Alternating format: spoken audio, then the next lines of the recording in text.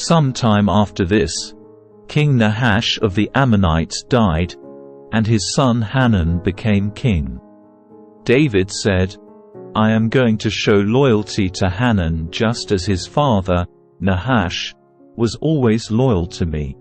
So David sent ambassadors to express sympathy to Hanun about his father's death. But when David's ambassadors arrived in the land of Ammon, the Ammonite commanders said to Hanun, their master, "Do you really think these men are coming here to honor your father? No, David has sent them to spy out the city so they can come in and conquer it." So Hanun seized David's ambassadors and shaved off half of each man's beard, cut off their robes at the buttocks, and sent them back to David in shame. When David heard what had happened, he sent messengers to tell the men, "Stay at Jericho until your beards grow out, and then come back." For they felt deep shame because of their appearance. When the people of Ammon realized how seriously they had angered David, they sent and hired 20,000 Aramean foot soldiers from the lands of Beth-rehob and Zobah, 1,000 from the king of Maacah, and 12,000 from the land of Tob. When David heard about this, he sent Joab and all his warriors to fight them. The Ammonite troops came out and drew up their battle lines at the entrance of the city gate, while the Arameans from Zobah and Rehob and the men from Tob and Maacah positioned themselves to fight in the open fields.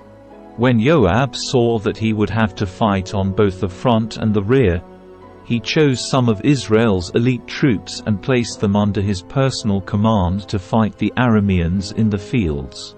He left the rest of the army under the command of his brother Abishai, who was to attack the Ammonites. "If the Arameans are too strong for me, then come over and help me," Joab told his brother. "And if the Ammonites are too strong for you, I will come and help you. Be courageous. Let us fight bravely for our people and the cities of our God. May the Lord's will be done." When Joab and his troops attacked, the Arameans began to run away. And when the Ammonites saw the Arameans running, they ran from Abishai and retreated into the city. After the battle was over, Joab returned to Jerusalem. The Arameans now realized that they were no match for Israel. So when they regrouped, they were joined by additional Aramean troops summoned by Hadadezer from the other side of the river Euphrates. These troops arrived at Helam under the command of Shobach, the commander of Hadadezer's forces.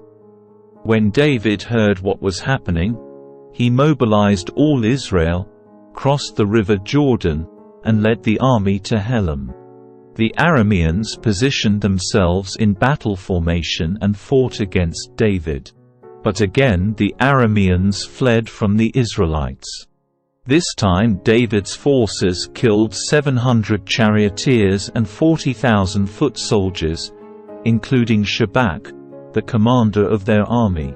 When all the kings allied with Hadadezer saw that they had been defeated by Israel, they surrendered to Israel and became their subjects. After that, the Arameans were afraid to help the Ammonites. In the spring of the year, when kings normally go out to war, David sent Joab and the Israelite army to fight the Ammonites. They destroyed the Ammonite army and laid siege to the city of Rabbah. However, David stayed behind in Jerusalem. Late one afternoon, after his midday rest, David got out of bed and was walking on the roof of the palace. As he looked out over the city, he noticed a woman of unusual beauty taking a bath. He sent someone to find out who she was, and he was told, "She is Bathsheba, the daughter of Eliam and the wife of Uriah the Hittite." Then David sent messengers to get her, and when she came to the palace, he slept with her. She had just completed the purification rites after having her menstrual period. Then she returned home. Later, when Bathsheba discovered that she was pregnant, she sent David a message, saying, "I'm pregnant." Then David sent word to Joab, "Send me Uriah the Hittite." So Joab sent him to David. When Uriah arrived, David asked him how Joab and the army were getting on and how the war was progressing. Then he told Uriah, "Go on home and relax." David even sent a gift to Uriah after he had left the palace. But Uriah didn't go home. He slept that night at the palace entrance with the king's palace guard. When David heard that Uriah had not gone home, he summoned him and asked, "What's the matter? Why didn't you go home last night after being away for so long?" Uriah replied, "The ark and the armies of Israel and Judah are living in tents, and Joab and my master's men are camping in the open fields. How could I go home to wine and dine and sleep with my wife? I swear that I would never do such a thing." "Well, stay here today," David told him, "and tomorrow you may return to the army." So Uriah stayed in Jerusalem that day and the next. Then David invited him to dinner and got him drunk. But even then he couldn't get Uriah to go home to his wife. Again he slept at the palace entrance with the king's palace guard.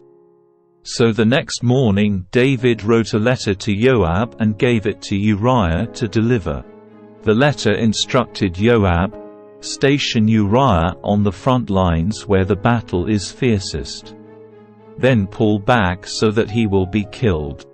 So Joab assigned Uriah to a spot close to the city wall where he knew the enemy's strongest men were fighting.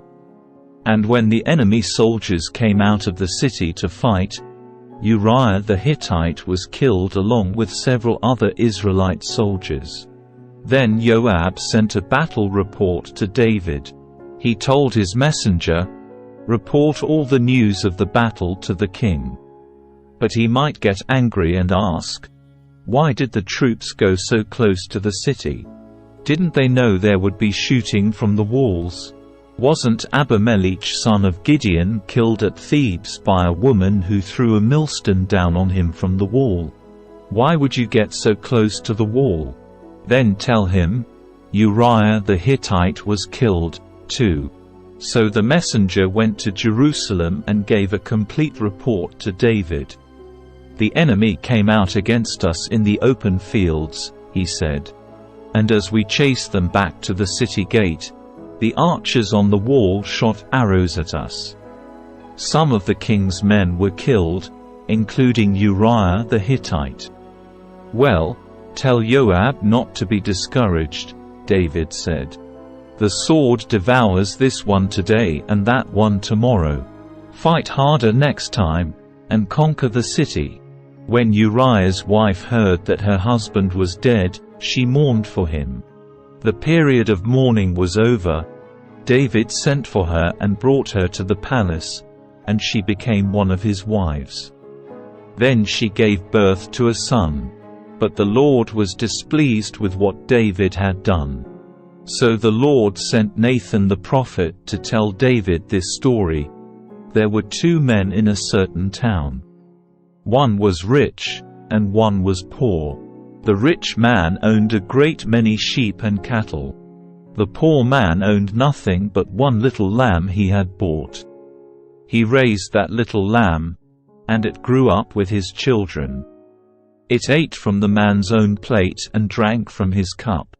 He cuddled it in his arms like a baby daughter. One day a guest arrived at the home of the rich man. But instead of killing an animal from his own flock or herd, he took the poor man's lamb and killed it and prepared it for his guest. David was furious. "As surely as the Lord lives," he vowed, "any man who would do such a thing deserves to die. He must repay 4 lambs to the poor man for the one he stole and for having no pity." Nathan said to David, "You are that man.